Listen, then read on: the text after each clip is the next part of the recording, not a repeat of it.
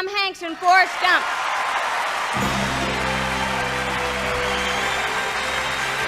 If you grew up in the 80s or 90s, you remember Tom Hanks as the man who could do no wrong. From splashing onto the scene in comedies to winning back-to-back Oscars, his face was everywhere.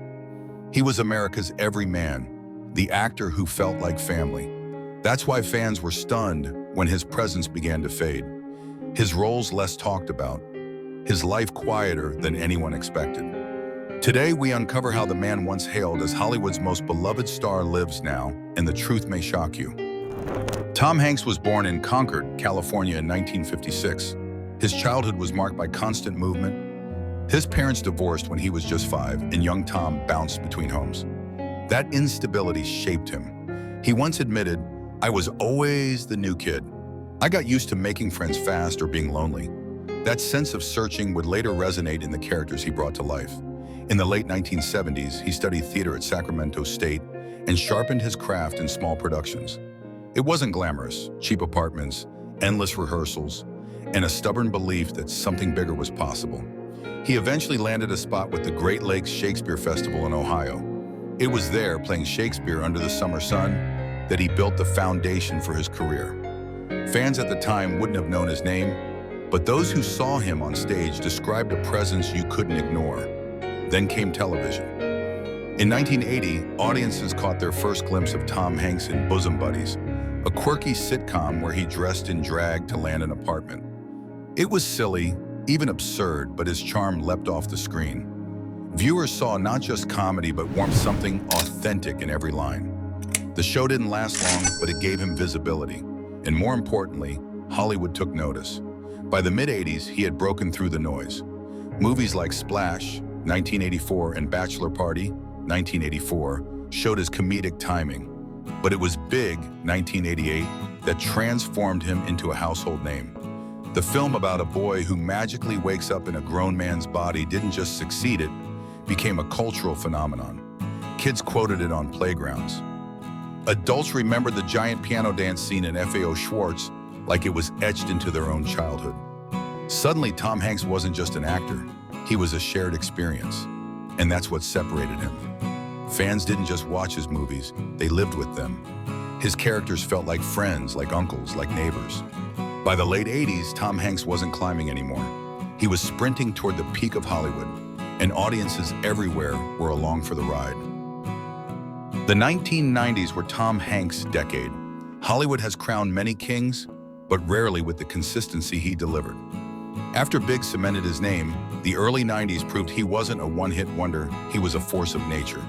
In 1993, Philadelphia changed everything. Playing Andrew Beckett, a lawyer fired for having AIDS, Hanks gave a performance that shook audiences. It wasn't just acting, it was raw, human heartbreaking. The film put the AIDS crisis in America at the center of mainstream conversation, and Hanks walked away with his first Academy Award. For many fans, it was the moment they realized he wasn't just a lovable comedy actor.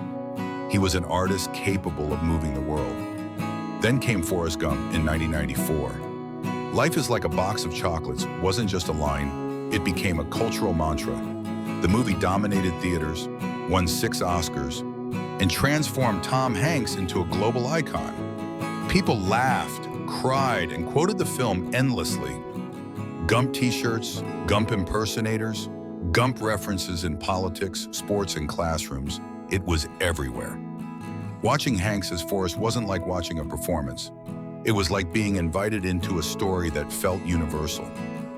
And just when it seemed he couldn't climb higher, he kept rising. In 1990, Apollo 13 captured America's love of heroism and space exploration, and Hanks's line, "Houston, we have a problem," became instantly legendary.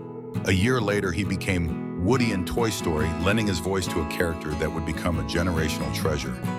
Children grew up hearing Tom Hanks's voice as the sheriff who never gave up on his friends. Decades later, adults still tear up when Woody says goodbye. The hits kept coming. Saving Private Ryan, 1998, was brutal, epic, unforgettable. Steven Spielberg's war masterpiece didn't just showcase Hanks's gravitas, it underscored his ability to carry the weight of America's most painful history on his shoulders. Fans walked out of theaters stunned, many saying it was the most realistic war film they had ever seen. For veterans, it felt like validation of sacrifice. For younger audiences, it was a wake-up call.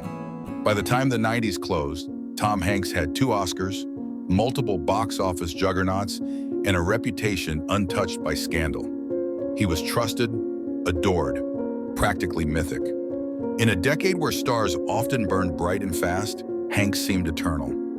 The man who once scrambled to make friends as a kid had become Hollywood's most reliable companion and everyman who was, paradoxically, larger than life. The strange thing about Tom Hanks' decline is that it didn't arrive with a scandal. There were no explosive tabloid covers, no humiliating court cases, no shocking arrests. In fact, that's exactly what made it so unsettling. Hollywood is used to stars crashing and burning in spectacular fashion. But Hanks didn't crash, he drifted. And for fans who had grown up watching him at the center of everything, that slow fade was, in its own way, even harder to accept. The 2000s began with triumph. Castaway wasn't just a box office success, it was a cultural event. People debated how long they could survive on a deserted island. They joked about naming their own Wilson. They marveled at his transformation, both physical and emotional. Hanks was nominated for yet another Oscar, proving he still had it. But what followed was a string of choices that, while bold, didn't land with the same force. Road to Perdition 2002 showed him as a hitman, a darker role than audiences expected. Critics praised the cinematography and the somber tone, but many viewers admitted they couldn't quite reconcile their beloved everyman with a cold-blooded killer. The film did solid business, but it didn't become the cultural phenomenon that fans had come to expect from Hanks. Then came The Lady Killers in 2004. A Coen brothers comedy should have been a surefire win. Instead, it was widely panned, with many critics calling it one of the weaker entries in the Coens' career. For Hanks, it was more than a misfire, it was a reminder that not even he was bulletproof. The same year, he reunited with Steven Spielberg for The Terminal. The premise was fascinating. A man stuck in an airport, unable to enter America or return home. Hanks gave a committed, heartfelt performance, adopting a thick Eastern European accent and embodying vulnerability with his trademark sincerity. Yet audiences were divided. Some found it charming, others dismissed it as cloying. For the first time in years, a Tom Hanks film didn't feel like an automatic cultural touchstone. But it was the Da Vinci Code in 2006 that perhaps signaled the clearest change. Adapted from Dan Brown's runaway bestseller, the film was almost guaranteed to make money, and it did, raking in hundreds of millions. But the critical reception was brutal. Many thought the pacing was sluggish, the story preposterous, and Hanks sporting an oddly unconvincing hairstyle seemed strangely muted. Sequels followed, Angels and Demons in 2009, Inferno in 2016, but the magic never materialized. They made money, yes, but they didn't inspire passion. They felt like products, not cultural events. Meanwhile, the landscape of Hollywood was shifting. A new generation of stars, Leonardo DiCaprio, Matt Damon, Johnny Depp, at the peak of Pirates fame, were drawing the headlines and commanding the spotlight. Hanks, still respected, seemed almost safe, too safe. In an era where anti-heroes and edgy performances were the rage, his wholesome everyman act suddenly felt like a relic from another time. Even his box office draw was questioned. Charlie Wilson's War, 2007, teamed him with Julia Roberts, another 90s titan, in a politically charged drama directed by Mike Nichols. It should have been huge.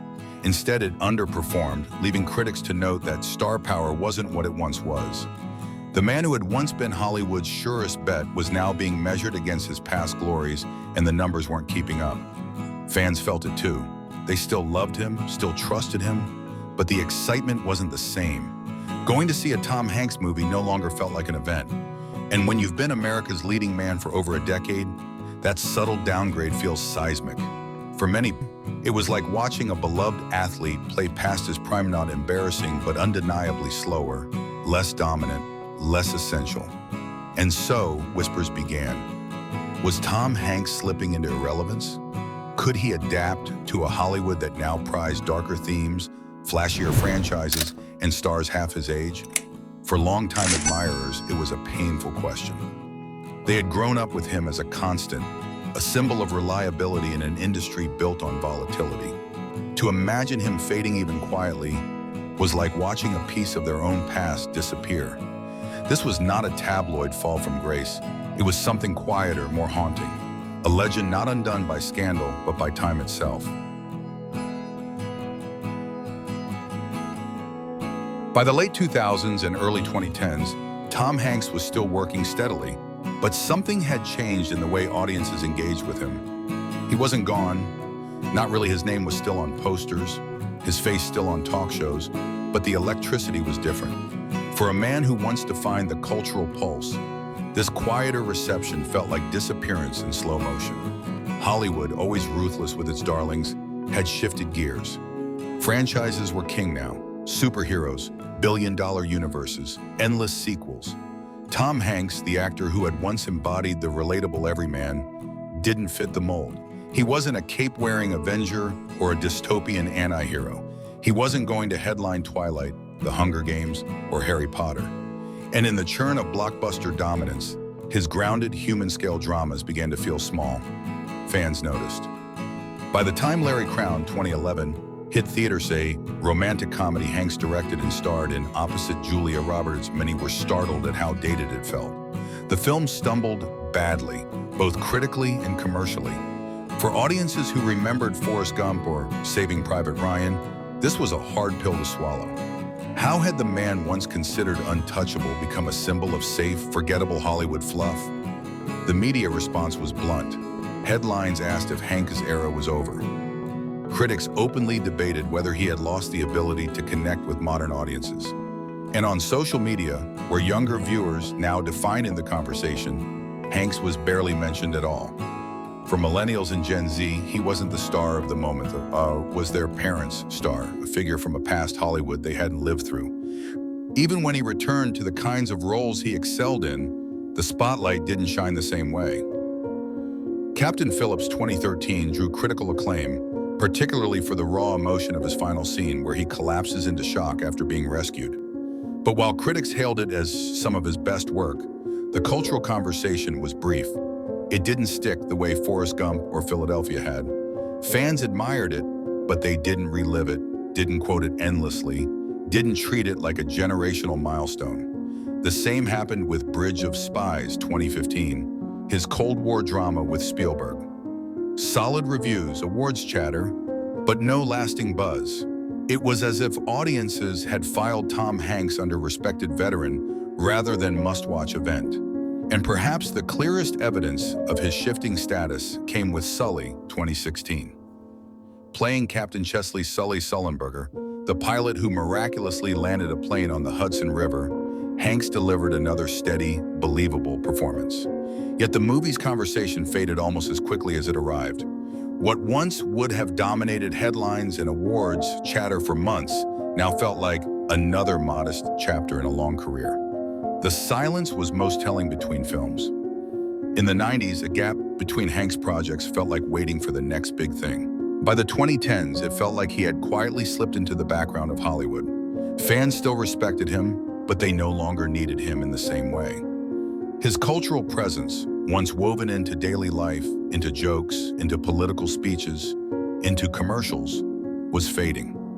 And fans asked the inevitable question, where did he go? How could the man who once defined Hollywood's heartbeat become so quiet, so peripheral, so easy to overlook? For a generation, it was like watching a lighthouse dim. The beacon was still there, still glowing faintly on the horizon. But the world around it had changed, and its guiding light.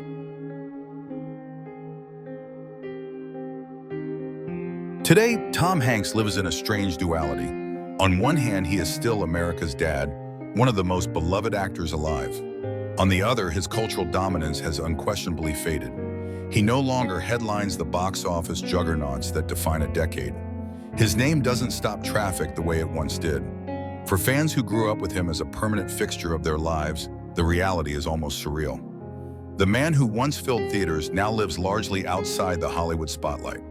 At 69 years old, Hanks chooses his projects carefully. He no longer works at the frantic pace of the 1990s, when a new classic seemed to arrive every year. Instead, his recent films feel smaller, quieter, sometimes almost invisible in the crowded marketplace of superheroes and billion-dollar franchises. In the late 2010s, he received critical praise for his portrayal of Fred Rogers in A Beautiful Day in the Neighborhood, 2019. It was a role that felt tailor-made for him, warm, gentle, wise, and profoundly human. Critics applauded, fans smiled at the casting, and yet, despite strong reviews, the film came and went without leaving the deep cultural imprint that his earlier works had carved so effortlessly. Streaming platforms have also shifted the perception of his career. Greyhound 2020, a World War II naval drama that Hanks both wrote and starred in, bypassed theaters entirely due to the pandemic, premiering on Apple TV+. While it was praised by many, the lack of a theatrical release meant it never had a chance to dominate pop culture conversation. For fans used to seeing his name on massive cinema marquees, watching him quietly appear on a streaming service felt like a come-down. Then there's his appearance in Elvis 2022, where he played Colonel Tom Parker, the controversial manager of Elvis Presley. For the first time in years, a Tom Hanks performance was widely debated and not in the way he might have hoped. Critics and audiences alike questioned his accent, his makeup, even his casting. Some said it was the weakest performance of his career. For a man once universally praised, the backlash was jarring. Beyond the screen, his personal life has also placed him back in the headlines. Hanks has been married to actress Rita Wilson since 1988, one of Hollywood's most enduring marriages. But even their relationship hasn't escaped scrutiny. When the couple became some of the first celebrities to test positive for COVID-19 in early 2020, the news shook the world. For a brief moment, it was as if the virus itself had been given a human face, the face of America's most trusted star. Fans flooded social media with prayers and messages, proof that his place in the collective heart hadn't disappeared. And yet, in the years since, his public presence has felt increasingly subdued. He occasionally goes viral for quirky moments, scolding fans for being too aggressive with Rita or laughing at internet memes, but these flashes only highlight the contrast. He's no longer the dominant star at the center of pop culture. He's a beloved elder statesman, respected, admired, but quietly drifting further from the spotlight. Even his physical appearance has become a subject of discussion. Fans who remember the boyish energy of Big or the lean hero of Saving Private Ryan now see an older man, his hair thinner, his frame less commanding. Time, which once seemed to leave him untouched, has caught up. For those who idolized him in their youth, it's a sobering reminder not only of his mortality, but of their own. And there's an irony here. Tom Hanks hasn't vanished. He's still working, still visible, still recognizable around the world. But compared to the towering shadow he cast over Hollywood in the 1990s, the present feels muted. His projects don't dominate cultural conversation. His films don't define eras. His presence doesn't feel essential in the way it once did. For fans, this is the hardest truth to swallow. The man who once seemed eternal, who embodied the very idea of stardom without scandal or cynicism, now feels like a guest in a Hollywood that has moved on.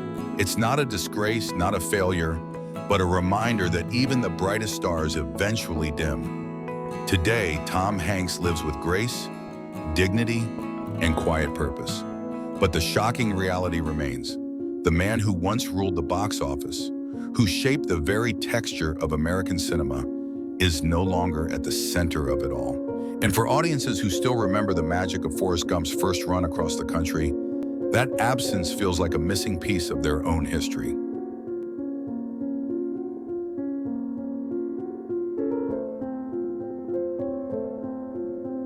Tom Hanks' story isn't one of scandal or disgrace. It's not about a star destroyed by excess or undone by betrayal. His story is more subtle, more human, a reminder that even the brightest lights eventually fade not because they failed, but because time itself insists on change. For millions of fans, Hanks wasn't just an actor. He was a presence, a companion in the theater seat next to them, the voice of Woody echoing through childhood bedrooms, the man who made them laugh in Big, cry in Philadelphia, and believe in miracles in Forrest Gump. His films weren't just entertainment, they were part of the fabric of life. And that's why his quieter presence today feels so strange.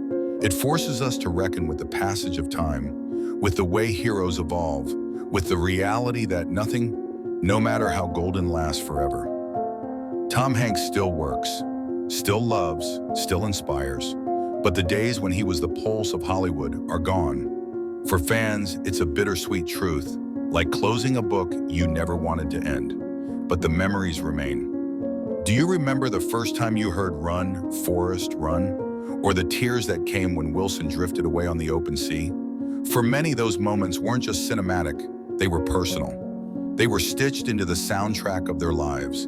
And maybe that's the greatest legacy of all. Not endless fame, not eternal relevance, but the ability to live on in the memories of those who watched, who felt, who grew up alongside him. Tom Hanks may no longer be the unstoppable force of Hollywood, but for countless fans, he will always be the man who made them feel something unforgettable. Tell us, what's the Tom Hanks moment you'll never forget? Share it in the comments, and let us know who you'd like us to explore next. Because every star has a story, and every story tells us something about ourselves.